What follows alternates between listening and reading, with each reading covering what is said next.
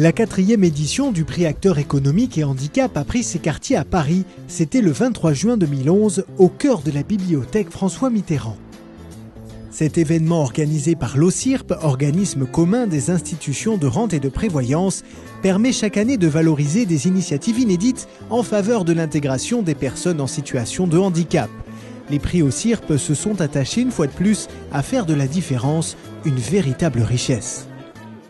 Le prix OCIRP sert à montrer aux communautés qu'il y a peu d'éléments qui les rendent aussi heureuses que d'aider d'autres personnes, en l'occurrence leurs collègues, d'autres personnes en général qui sont des personnes en situation de handicap.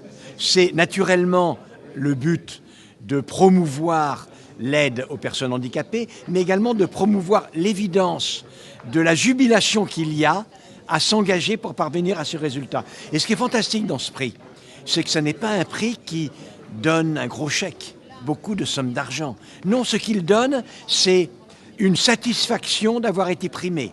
Certes, un peu une notoriété, mais également un succès collectif, très souvent, qui fait lien dans une entreprise ou bien dans une association. Et ces innovations qui créent du lien, il est temps de les découvrir, en commençant par la catégorie éducation-formation. C'est pas mal comme résultat. Le CNED. Le CNED, Centre national d'enseignement à distance, est le premier à être récompensé par le jury de l'OCIRP. L'organisme a mis au point une mallette pédagogique à destination des malvoyants et des aveugles qui contient des éléments tactiles de construction des œuvres d'art. Objectif, permettre aux déficients visuels de détenir les clés de connaissance et d'appréciation de la peinture. Il est l'heure de s'intéresser à la catégorie acteur public, premier lauréat. Alors, écoutez, vous voyez, le local, je ne le savais pas. L'intercommunalité du CEAPFA. Et donc, appelé pour recevoir ce prix. L'intercommunalité du CEAPFA qui est honorée pour son action intitulée Intégrathlon. Il s'agit d'une initiative organisée dans 1600 écoles qui vise à favoriser la pratique sportive entre personnes handicapées et valides. Le sport déjà permet une rencontre sur un moment, sur un terrain avec des règles qui sont les mêmes pour tous. Ça peut être le valide qui tente et qui se rend compte des difficultés d'un sport adapté, que ce soit le basket par exemple ou n'importe quel autre, mais ça peut être aussi à l'inverse, découvrir que accueillir un handicap dans une activité sportive entre guillemets normale est relativement facile et demande finalement que peu d'adaptation. On peut très facilement jouer au rugby et c'est par exemple une animation, un atelier de l'intégrathlon avec des personnes handicapées, y compris handicapées mentales, et qui se prennent au jeu, et ça donne d'ailleurs des belles parties de fou rire. Et après, un regard complètement différent, parce que quand on a plaqué, serré, touché aussi, ce contact physique est important dans le sport, quelqu'un, on a un rapport différent avec lui. Changer le regard grâce au sport, un pari réussi avec l'intégrathlon, bel exemple du bien vivre ensemble par la compréhension mutuelle. Il est temps de découvrir le second lauréat des acteurs publics. Je crois que le gagnant est le groupe La Poste, direction du courrier. Initiative intéressante à destination des sourds et malentendants développée par le groupe La Poste. Un dispositif de formation autour de la langue des signes a été mis en place pour répondre à la demande des postiers atteints d'un handicap auditif. Moi-même étant sourd, j'avais bien conscience qu'au niveau de la formation, au niveau de la communication à la Poste, la difficulté, c'était la différence de langage. Parce qu'on parle de travailleurs handicapés, nous, les sourds, on est des personnes en situation d'handicap. Et la situation de handicap, c'est quoi? C'est juste la différence de langage. Et donc moi, par mon action, j'essaye, à mon niveau, d'essayer de faire baisser, tomber ces différences de langue, pour permettre la communication entre sourds et entendants. Le prix acteur économique et handicap continue avec tout de suite la catégorie acteur privé.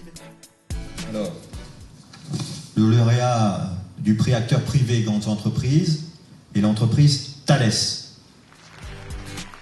Les entreprises, grandes ou petites, veulent également mettre leur pierre à l'édifice. C'est le cas de Thales, groupe spécialisé dans l'aérospatiale et les nouvelles technologies, qui a créé iSchool, une solution nomade qui permet aux jeunes non-voyants de vivre une scolarité tout à fait normale. Comment? Grâce à un système de visualisation des tableaux de classe et de traitement des documents. Pour rester dans les initiatives à destination des non-voyants, voici le prochain lauréat. C'est une entreprise qui a un nom extraordinaire, J'en crois pas mes yeux. Lorsqu'humour et handicap font bon ménage, ça donne J'en crois pas mes yeux, une web-série créée et produite par Jérôme Adam, un serial entrepreneur aveugle qui souhaite faire tomber les barrières. Alors, J'en crois pas mes yeux, c'est un programme de vidéo qui, pour la première série, s'est consacré au handicap visuel. 12 vidéos courtes d'1 minute à 1 minute 30 chacune et qui mettent en scène une personne malvoyante et une personne dite valide. Et on les voit dans des situations du quotidien, au restaurant, parler de thèmes comme le sexe, enfin différentes situations du quotidien. Et l'idée, c'est d'apprendre à faire évoluer nos comportements et mieux communiquer. Parce que souvent, quand on se retrouve face au handicap, on a le sentiment d'être maladroit. Par exemple, on va se reprendre après avoir dit « ça saute aux yeux » à une personne aveugle, alors qu'il n'y a pas du tout de raison de se reprendre. Donc, c'est inviter à être naturel, être soi-même et communiquer, quelles que soient nos maladresses finalement. C'est la dernière catégorie de la soirée, acteurs de l'économie sociale. Et sans plus attendre, les gagnants sont... Alors, je suis très heureuse d'appeler l'association Kaili et les ateliers d'Esmae. Il fallait y penser. Les ateliers d'Esmae ont créé un concept révolutionnaire, un plancher vibrant pensé pour développer la pratique de la danse auprès des personnes déficientes auditives. Dorénavant, il n'est donc plus nécessaire d'entendre la musique pour la ressentir.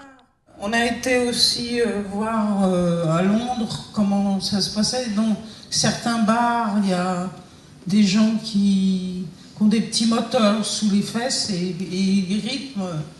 Donc on s'est dit, il faut qu'on fasse ça sous un plancher. On a mis 18 petits moteurs dans le studio avec un plancher par-dessus.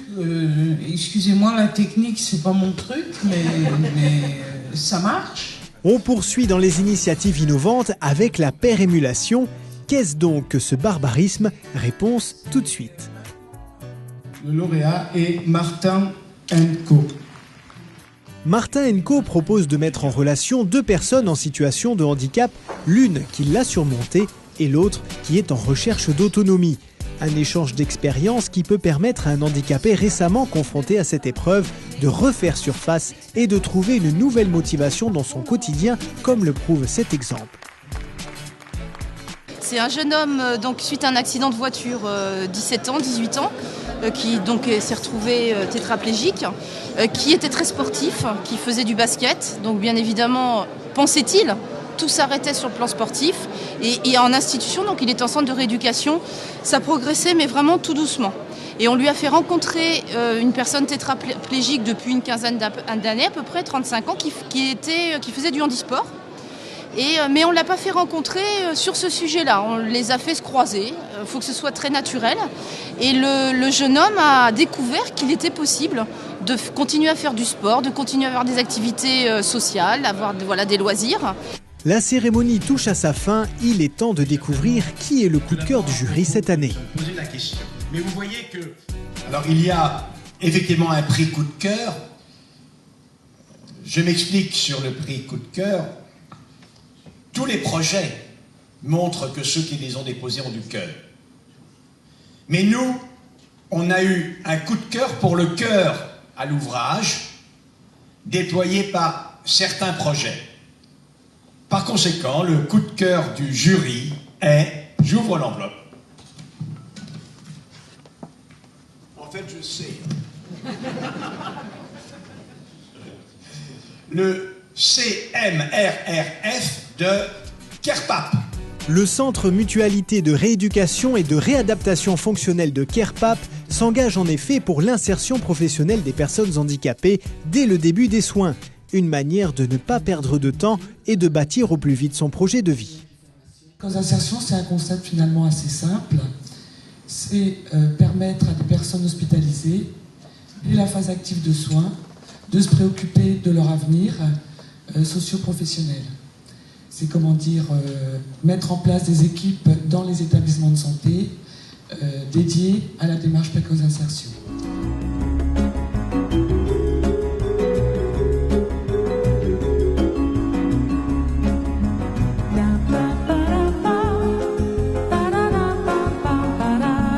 Le petit plus, c'est que pour la grande majorité d'entre eux, ce sont des initiatives dont le but est de permettre de favoriser l'épanouissement des personnes en situation de handicap, aussi bien que si elles n'étaient pas en situation de handicap. C'est ça le problème. Pour quelles raisons le plaisir, la joie que nous éprouvons à la vision d'un tableau magnifique, on n'essaye pas d'en faire profiter les non-voyants, les malvoyants? Pour quelles raisons le rythme dans la peau que l'on a en dansant, on n'en ferait pas profiter les malentendants et les sourds? Pour quelles raisons la conquête de soi et de son corps à laquelle on parvient par l'exercice sportif, les personnes qui sont en fauteuil n'en bénéficieraient pas? Rendez-vous donc l'année prochaine pour la 5e édition de ces prix, événement qui émettra une fois de plus un cri du cœur. Non, le handicap n'est pas une fatalité.